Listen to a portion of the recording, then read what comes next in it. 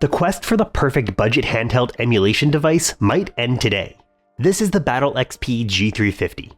It's supposedly from a new handheld maker, but there's wide speculation that this is actually just Anbernic under another name. When you look at the specs and capabilities of this device, it might not seem impressive, but then you consider that the BattleXP G350 is actually just $35, and that means that it has potential to be the best budget handheld device on the market today. This video is sponsored by Raycon.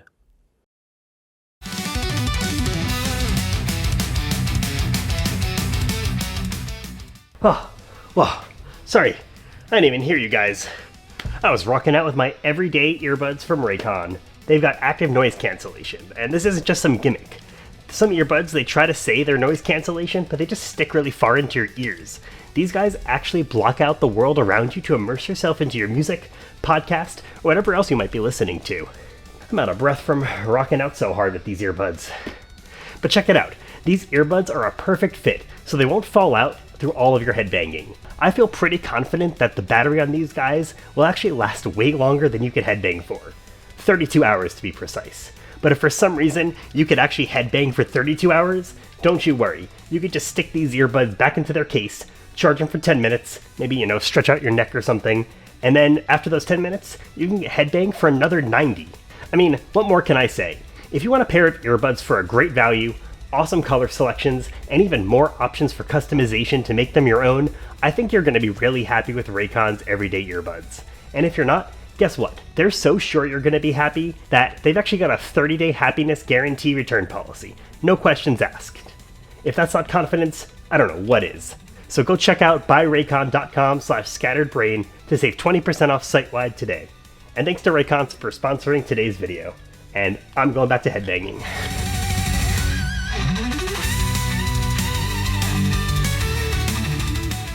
The BattleXP G350 looks and feels really great. Again, especially for a device that's just $35.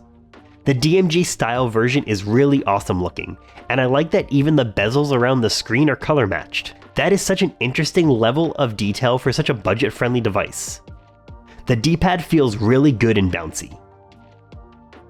The ABXY have two different colors on the DMG version, which is a nice aesthetic, and the buttons feel really great to use. I even like the feeling of the start, select, and menu buttons. Usually these cheap devices go with micro switches for start, select, and menu, and they're super loud, but these are rubber membrane and they feel great. We've got two analog sticks, and while we shouldn't expect to use them very often, it's great that they're there for some games. They're switch-style analogs and they feel just fine. On the back we have our side-by-side triggers. This isn't my preferred trigger layout, but the buttons feel fine, they're easy to press, and they aren't super loud. The screen is also surprisingly very bright and vivid, which I think makes this probably one of the best screens I've seen on a budget device so far. On the left side of the device, we've got a volume up and down, along with a primary microSD card slot. My only real complaint is that the microSD card is pretty far inset to the device, so I always need to use some sort of tool to get the card out. On the right side, we've got our power, reset, and a second microSD card slot. The top of the device has a USB-C port, power and charging indicators, and a headphone jack. At the bottom of the device is a speaker grill. Spec-wise, we have a 3.5-inch IPS laminated screen with a resolution of 640 by 480, an RK3326 CPU, a Mali G31MP2 GPU, 1GB of RAM, a 3200 mAh battery, and it runs some unknown Linux firmware out of the box, with support for custom firmware. The software experience on the G350 out of the box is actually pretty great. It's maybe a little sketchy that we don't know the original source of the firmware, but it's definitely something running Emulation Station. It seems like it could be a modified version of Battlexp. Either way, this is great. We have easy access to settings and options. The device comes preloaded with tons of games. It's not every game in the world, but it's actually pretty extensive. The only real nitpick I have with the stock firmware is that all of the systems are set to stretch and fill the screen by default. There doesn't seem to be an easy way to change this globally, and RetroArch doesn't seem to save the config changes.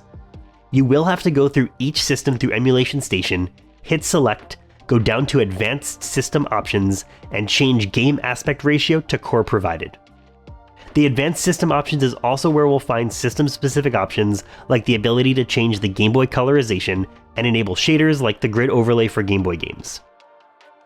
One of the best things about the BattleXP though is that we already have custom firmware support. There's ArcOS, Pan4Elec, and even a fork of MinUI. Even though MinUI, or in this case the fork called MyMinUI, would normally be my firmware of choice, I found it to be a little bit less optimized than I prefer. My main gripe with MyMinUI, at least in its current release, is that the N64 emulator is standalone, and the only way that I could exit it was to force reboot the device. Also, the analog stick mapping for the PlayStation 1 emulator is kinda funky. But ArcOS and Pan4Elec are also going to be great options for you. I've actually been choosing to daily drive the stock firmware, since after you go through each system and select the right aspect ratio, everything does work pretty well, but also ArcOS or Pan4Elec are going to be solid options too. The chipset of this device has been around since what feels like the beginning of the age of handheld emulation, so we really don't have any surprises when it comes to performance. Early systems like NES and Super Nintendo run great, even with harder to run Super Nintendo games. Game Boy and Game Boy Advance run really well. Playing all of these early systems are a really great demonstration of the display quality as well. The display is really just so bright and crisp that it's worth calling it out again, because it's just so surprising for such a budget option. PlayStation 1 is about where we reach the performance cap for the G350, where really any game you throw at it will work great. Harder to emulate systems are going to be a bit more hit or miss. Nintendo 64 is a good example of this. F-Zero is on the cusp of running at full speed, but there are some hiccups every now and then.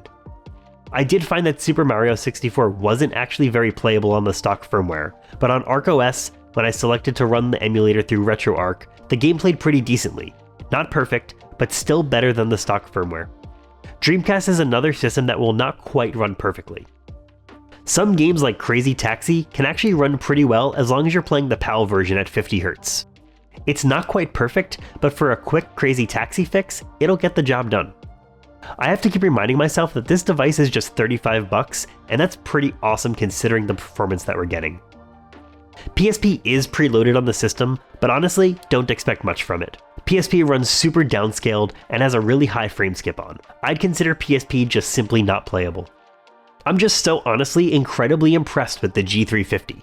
It doesn't have a good or easy to remember name, I mean none of these things really do, but it's a pretty well designed handheld. I like the DMG colorway, and it's got a fantastic IPS screen. It's just so unbelievable that this device is readily available for such a low price. So that gets us down to the question, should you buy the BattleXP G350? Yeah, I mean, it's a resounding yes. If you're looking to get a device for a friend, if you're looking for a throw it in your bag and not worry about it kind of device, or you're looking to get into handhelds for the first time, you really can't go wrong with this thing. You need to keep in mind that it's far from the most powerful device on the market, and you'll need to make sure the systems that this device can play are the systems you do actually want to play, but if you are looking for pretty much anything PlayStation 1 and below, there's no reason not to just give this device a chance. It has equal performance to a lot of similar devices out there on the market, but for such a fraction of the cost. This is going to be an easy device to keep recommending, and as new budget devices come out, I think that this is the new one to beat. But those are just my thoughts. What do you think of the BattleXP G350? Is it really Anbernic under a pseudonym? Probably. Do you think that this device is worth picking up? Let me know your thoughts down in the comments. Make sure you subscribe so you don't miss future videos, and thanks for watching. This is an easy choice to go back to.